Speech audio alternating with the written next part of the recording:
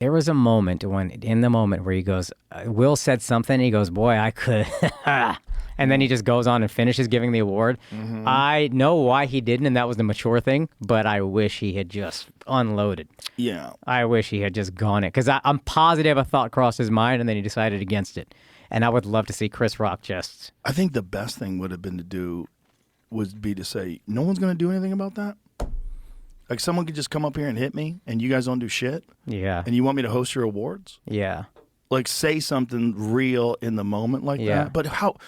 That's Monday morning quarterbacking. Yeah. You know, who knows what? And you risk looking like a bitch, being like, nobody's going to help me? Which, true, Will Smith's a big dude. Yeah. You're not. But it's still, you look like a bigger bitch getting slapped and being like, are you guys not going to do anything about this? You look like a Karen or whatever. Well, you can't... I mean, it's like... Jim Carrey said he should sue Will Smith for like $50 million. And I was like, yeah, you're on board with that. This guy's career is forever altered because of that. Yeah. This guy made some of the greatest comedy specials in the history of the world. And we're going to talk about the slap right there with that, if not before that. But the comedy, like his audiences went way up. His ticket sales went through the roof. Oh, that's good. They went through the roof. That's good. I was talking to the people that handle his shit, and they were like, dude, it was crazy. Really? Everything was just selling out immediately. That's great, at least. Because everybody wanted to see him, and they wanted to see what he had to say. Yeah. And for a while, he wasn't even talking about it. Yeah, because Chris is smart, right? He's not going to just come out with material right away and start talking about it. People are going to film it and record it and tell everybody. So he waited. He waited until he really developed the material. Yeah. Really figured out what to say. Yeah.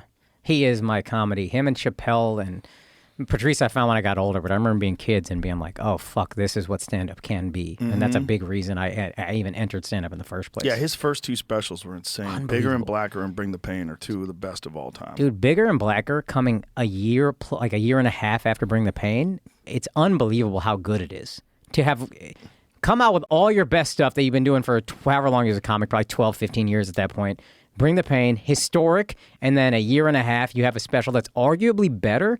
Insane, man. Yeah. Like, I think about that all the time. Yeah. Those are two of the bangers. Like, if you go and look at, like, all-time greatest specials, those two are definitely up there. Yeah. And to see a guy like that just get smacked. Also, to see a guy like that hosting the Oscars. Like, you can imagine Sam Kinison or Richard Pryor hosting the Oscars. Like, get the fuck out of here. Like, why are you doing that? You shouldn't be doing that anyway. I mean, that was the path back then, right? I think this is a little bit of Monday morning quarterbacking, where back then it was Eddie Murphy, do stand-up, be a legend, go do movies, be a legend, do whatever you want to after that. Yeah. And Chris was doing, the stand-up was still insane.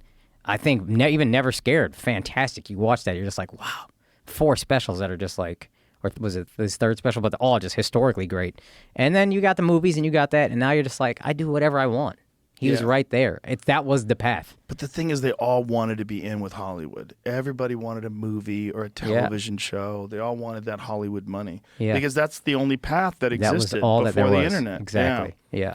Yeah, this is a very interesting time for media. It's a very interesting time for what people consume. Yeah, I think now we might not have as much fame or power or whatever, and that's fine because we get to kind of do what we want, and that's great. I don't know. I think people are more famous now. There's more guys doing arenas now than ever before. That's true. That's true. I mean, stand-up's had a real boom. Yeah. Hinchcliffe sold out Madison Square Garden 2 nights in a row in an hour. I mean, Kill Tony. I did Kill Tony after I did Rogan the first time. It was like, I think the last time I was in Austin, but I remember watching him, and Tony and I started around the same time, and I'm watching him and Kill Tony, and I'm just like, holy fuck. You are amazing at this. He's the best ever. He's the best host of those kind of shows ever. He's so quick. Yeah. When I took Tucker to Kill Tony. Yeah, that moment with him and Cam Patterson was so good. Tucker didn't even know he was going on stage. He had no idea. Oh, really? Yeah, I wasn't even going to bring him on stage. I showed up with him.